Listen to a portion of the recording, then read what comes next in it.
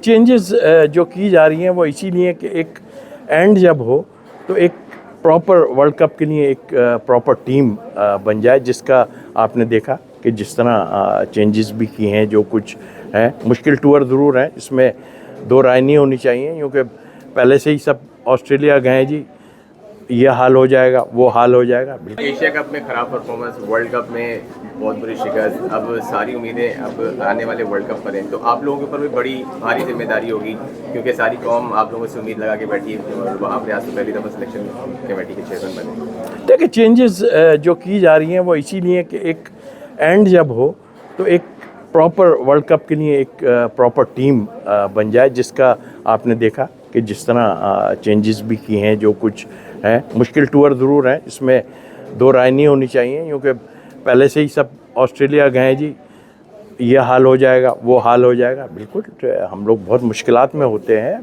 But I think मेरा ख्याल ये प्लेयरों पे बड़ा डिपेंड करता है कि वो अब, क्योंकि ज़ाहिर है मुश्किल हालात में खेल के ही प्लेयर का ज़्यादा पता चलता है, क्योंकि मैं भी ऐसे टाइम में ऑस्ट्रेलिया का टूर किया, वहाँ बहुत मुश्किलात होती हैं, पर प्लेयर वही अच्छा है जो मुश्किल हालात में अच्छा करे। तो सिर्फ फास्ट बॉलर्स के शोबे में पाकिस्तान को रिसेंट पास्ट में बड़े मसाइल रहे, नसीम शाह नहीं थे, अहसानुल्लाह वो भी इंजरी का शिकार है।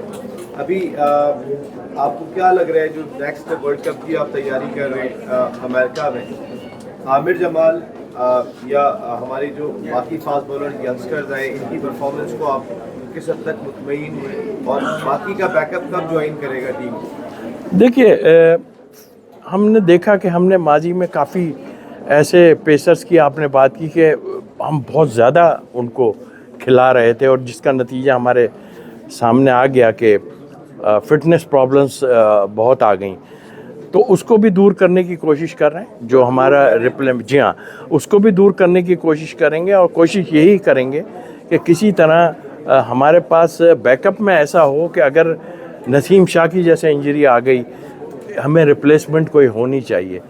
तो इस पे हम कोशिश कर रहे हैं, अब कहाँ तक कामयाब होंगे, लेकिन होगा इसी तरह कि जब आप रिप्लेसमेंट को दूसरों को खिला के हम जब तक चेक नहीं करेंगे, तो हम जो है दूसरे किसी और की रिप्लेसमेंट लेना बहुत मुश्किल हो जाएगी। तारीखी शिकस्त आया है और अब सेकंड टेस्ट आने वाला है, तो इस शिकस्त को लेकर आप क्या बोलेंगे?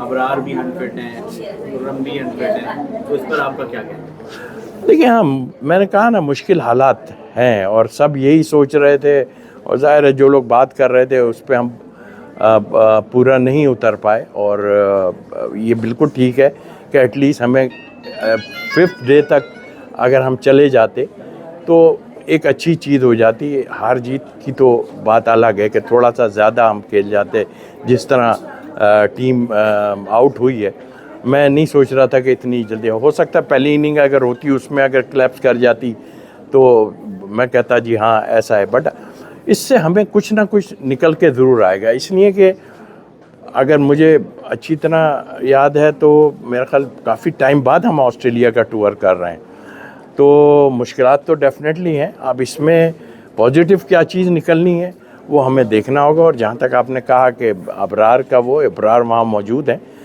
मुझे लग नहीं रहा कि बहुत बड़ी इंजरी कोई ऐसी है, ये तो देखना पड़ेगा कि वो अगले टेस्ट में शामिल हो सकते हैं या नहीं। जी यहाँ से गए थे, मेरे ख्याल थोड़े से ओवर्स वगैरह किए। देखिए बड़ा मुश्किल काम है नसीम भाई, यहाँ पर ऑस्ट्रेलिया में मैं भी खेला हूँ, और मुझे खुशी हो रही है कि मैं 3-4 घंटे बैटिंग की। आप कहेंगे यार ये कैसी बात की आपने, मैंने 3-4 घंटे बैटिंग भी की है, रन 6-7 ही बनाए थे, मगर सपोर्ट की थी। तो बड़ी मुश्किल क्रिकेट है, बाउंसी पिचेस होती हैं, उसमें लगी भी मुझे बॉलें कई, लेकिन वही एक होता है कि निडर हो के खेले। एजाज अहमद को मैंने 3-4 सेंचुरियाँ मेरे सामने उन्होंने की हैं, कट पुल। भाई 1999 से 2023 कोई सीरीज़ नहीं जीते, हम मुसलसल हार रहे हैं। इसकी क्या क्या यही टीम हमारे पास यही लड़के रह गए हैं, कम से कम कोई ऐसे प्लेयर तो हों जो आप इनको 4 रोज़ा मैच कोशिश चांस देते हैं। कोशिश कर रहे हैं ना। ये बताइएगा तौसीफ भाई कि शान मसूद जो टेस्ट टीम के कप्तान हैं उन्हें बिल्कुल सेलेक्ट नहीं किया, निगलेक्ट किया, बल्कि ये भी खबरें हैं कि उसमें कंसीडर ही नहीं किया आपने T20 सिलेक्शन कमेटी ने के सिलेक्शन के लिए।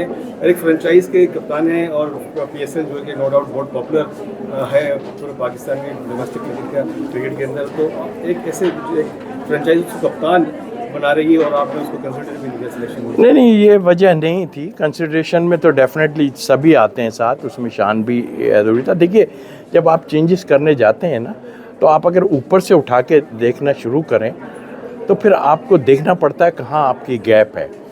आपके इसमें भी 3-4 ओपनर हैं मौजूद, फिर हमें मिडिल ऑर्डर की कुछ प्रॉब्लम आ रही थी, जो आपने देखा कि मिडिल ऑर्डर में हमने जो है लेके आए हैं, फरहान को भी लेके आए हैं। जाहिर है कि जब ऊपर से होगा तो नीचे हमें बैंग जो है वो अच्छी करनी है मिडिल ऑर्डर की, तो उसको कोशिश की है। इसमें कोई दो राय है नहीं कि शान एक अच्छा प्लेयर है और सबके सामने है उसकी परफॉर्मेंसेस, और उसने 20 में भी परफॉर्मेंस दी हुई है, ऐसा नहीं है।